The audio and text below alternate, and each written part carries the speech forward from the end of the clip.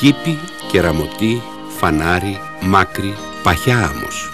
Το νερό κάνει τόσο αισθητή την παρουσία του κάθε στιγμή στις παραλίες της Ανατολικής Μακεδονίας και της Θράκης, που είναι αδύνατο να μείνει ασυγκίνητος όποιος πραγματικά αγαπά τις χαρές που προσφέρει η δροσερή θάλασσα. Μέσα στην καρδιά του καλοκαιριού, όταν πολύ γνωστοί προορισμοί για διακοπές στην Ελλάδα γίνονται προβληματικοί από τη συγκέντρωση του κόσμου, εδώ κανείς μπορεί να βρει μια ήρεμη γωνιά για να απολαύσει αμέριμνος την επαφή του με την πεντακάθαρη θάλασσα.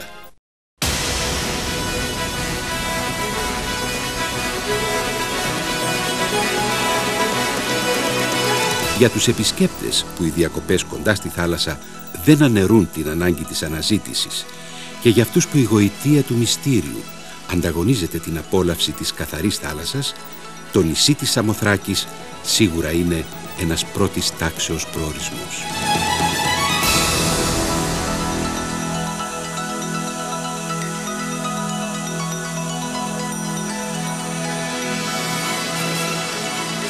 Οι αμμουδιές στο νοτιά και οι παραλίες με τα βαθύσκια δάση πλάτανου δίπλα στο κύμα στη βόρεια μεριά του νησιού δίνουν τη δυνατότητα στον καθένα να βρει αυτό που του ταιριάζει.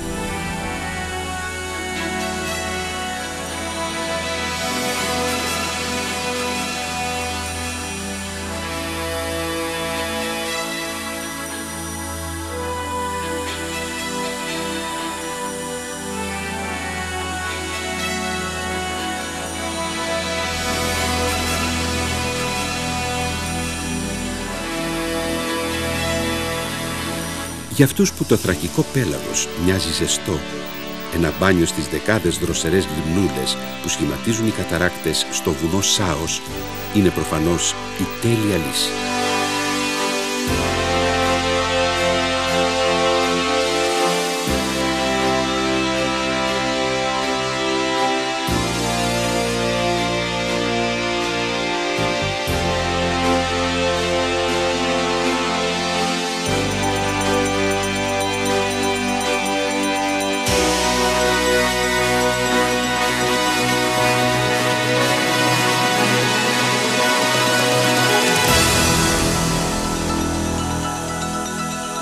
Από τη Σαμοθράκη με το πλοίο σε λίγο χρόνο μπορούμε να βρεθούμε στην Αλεξανδρούπολη, που είναι και η ακραία πόλη της Ευρώπης προς την Ήπειρο της Ασίας.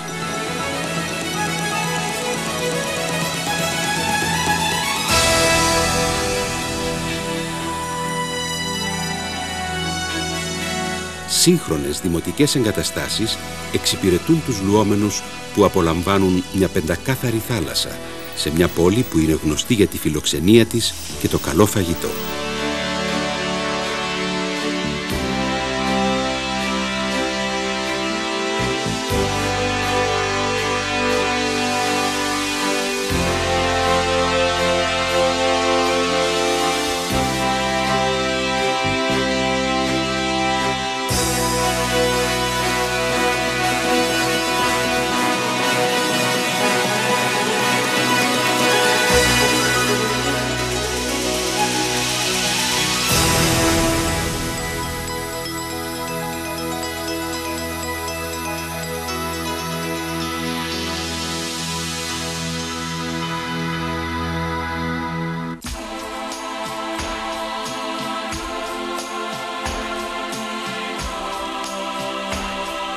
Η Κομοτηνή, μια ιστορική πόλη στο κέντρο της περιφέρειας, ασφαλώς δεν συνδέεται στο μυαλό των περισσότερων με το νερό.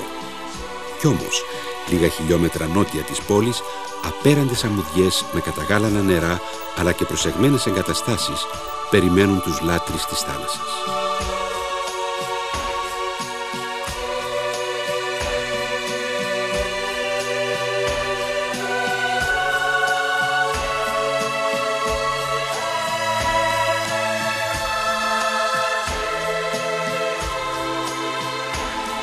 Είναι σημαντικό να γνωρίζει κάποιος που κολυμπάει στις παραλίες της Ροδόπης ότι σε μικρή απόσταση από την ακτή βρίσκονται ιστορικά μνημεία, όπως η αρχαία πόλη της Μαρόνιας ή το μεσαιωνικό μοναστήρι της Σύναξης.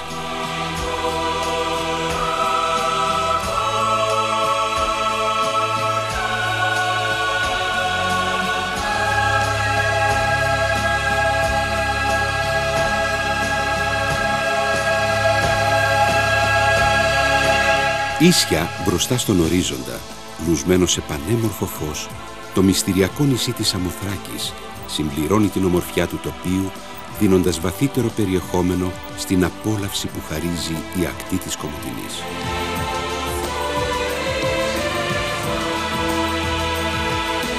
Η Ξάνθη, όπως και η Κομοτηνή, συναντούν τη θάλασσα σε μία ακτή που βρίσκεται ανάμεσα στις εκβολές δύο μεγάλων ποταμών. Μεγάλες και μικρές λίμνες και εκτεταμένοι υγρότοποι δημιουργούν μια μοναδική σχέση συνύπαρξης του αλμυρού με το γλυκό νερό.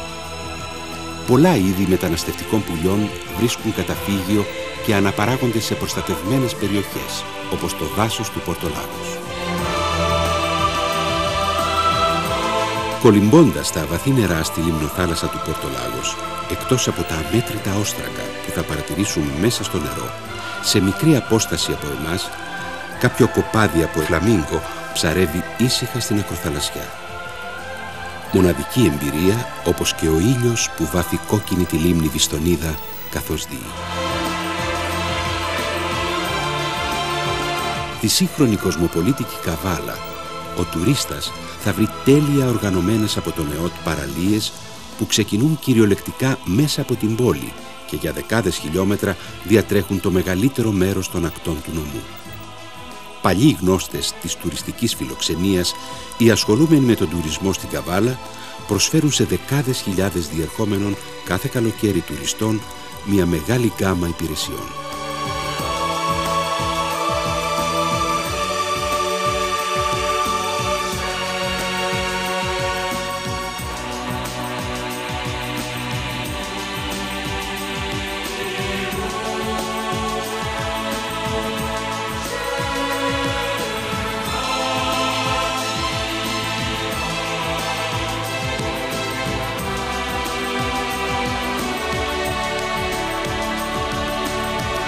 Οι πολυτελείς διακοπές είναι μέσα στις δυνατότητες της περιοχής και προσφέρονται πάντα μέσα στο παραδοσιακό κλίμα φιλοξενίας που εδώ και πολλά χρόνια έχει κάνει την Καβάλα γνωστό τόπο προορισμού για τους τουρίστες που επισκέπτονται την περιφέρεια Ανατολικής Μακεδονίας Θράκης.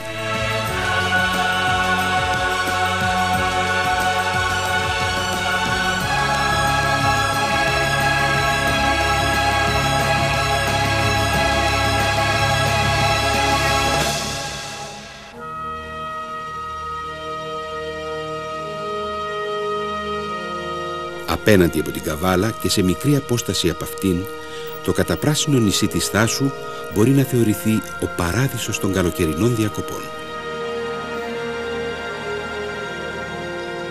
Δεκάδες καλά οργανωμένες παραλίες τριγυρίζουν το νησί, καλύπτοντας τις πιο διαφορετικές απαιτήσεις. Όλες οι ηλικίες μπορούν να βρουν εδώ οτιδήποτε μπορεί κανείς να ζητήσει στις διακοπές του.